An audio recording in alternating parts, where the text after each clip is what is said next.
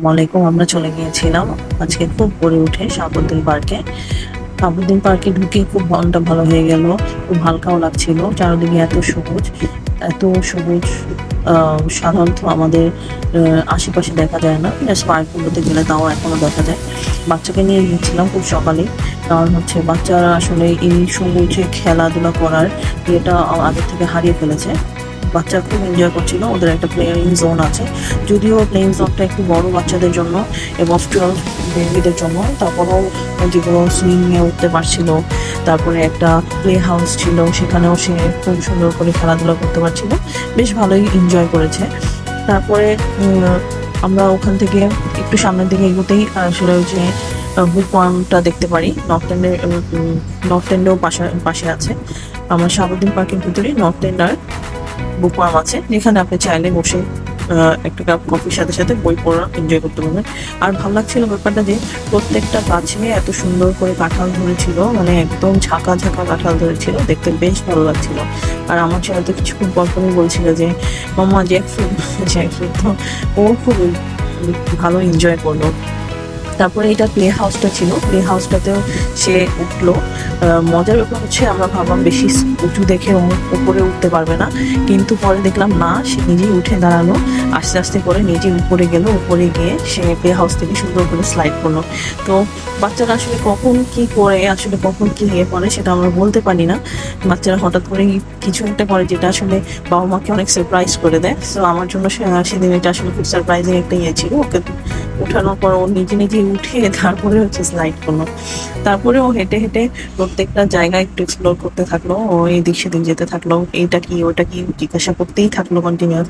তারপর এটা একটা জাস্ট রাউন্ড মেরিগো রাউন্ড টাইপের ছিল একটা, এখানে ও খুব বসতে চাইলো। তারপর সে বসে বসে আবার সে খুব একটু এদিক সেদিক তাকাচ্ছে। তারপরে ওভারঅল আমার কাছে খুবই ভালো লেগেছে, খুবই ভালো লেগেছে। আশেপাশে আরো বাচ্চারা আসছিল, আরো বাচ্চারা এসে খেলাধুলা করছিল। তো সকাল সকাল এই দৃশ্য কিন্তু খুবই অবাক করার দৃশ্য। তো আর মজার বিষয় হচ্ছে এখানে একটা বই রাখা ছিল, তাই বাচ্চারা যদি চায় এখান থেকে নিয়ে বই পড়তে পারবে। তো আমার ছেলে তো এটা দেখে খুব এনজয় করছিল। সে হচ্ছে বারবার এই ঘরটাকে খুলছিল আর বন্ধ করছিল, আর বইটা বের করে আবার রেখে দিচ্ছিল। ইন দ্য মিন টাইম আমরা যেটা করলাম, একটু সামনের দিকে এগোতেই দেখতে পারলাম যে ওয়াটার বডিটা আছে, তার সাথেই একটা বসার জায়গা আছে সুন্দর। তারপরে আবার কিছু কিছু জায়গায় আপনার একটা ব্রিজ করে দেওয়া আছে, তো ওখানে যাওয়া যায়।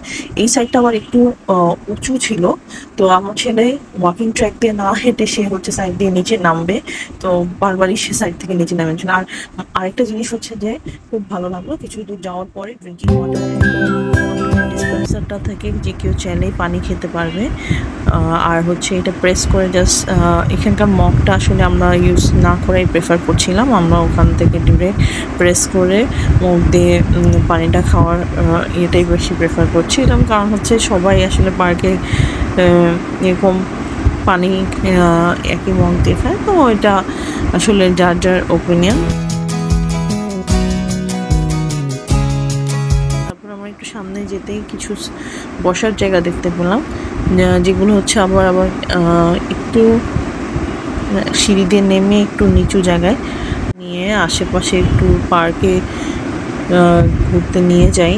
কারণ হচ্ছে বাচ্চারা আসলে এটা মেধা বিকাশেও খুব সাহায্য করে। শুধু বাচ্চার গ্রোথে না, শুধু খাওয়া দাওয়া খেয়ালটা রাখলেই হবে না, মানসিক বিকাশেরও একটা খেয়াল আসলে আমাদের রাখা উচিত।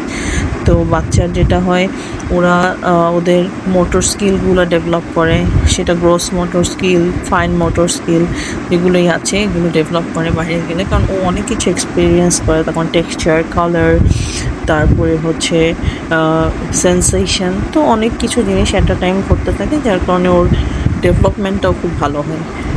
এরকম আসলে আমরা এরকম জায়গা আসলে খুব কম দেখা যায় ঢাকা শহরে আসলে এরকম একটা জায়গা থাকা মানে হচ্ছে খুব একটা ব্রিদিং স্পেসই বলবো। কারণ হচ্ছে এই ধরনের জায়গা না থাকার কারণে দেখা যায় বাচ্চারা মোবাইলের প্রতি আসক্তি অনেক বেড়ে যাচ্ছে।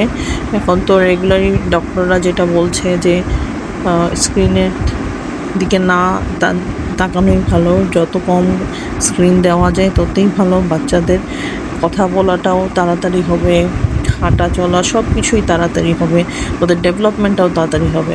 তো আমরা আসলে কি পারছি কি না, কারণ হচ্ছে এটা খুব ডিফিকাল্ট এত স্ক্রিনের মাঝে। কারণ আগে তো একটা সময় মোবাইল ছিল, দেখা যেত 10 জনেও একটা মোবাইল পাওয়া খুব ডিফিকাল্ট ছিল, আর এখন তো আসলে সবার হাতে হাতে 2-3টে করে মোবাইল।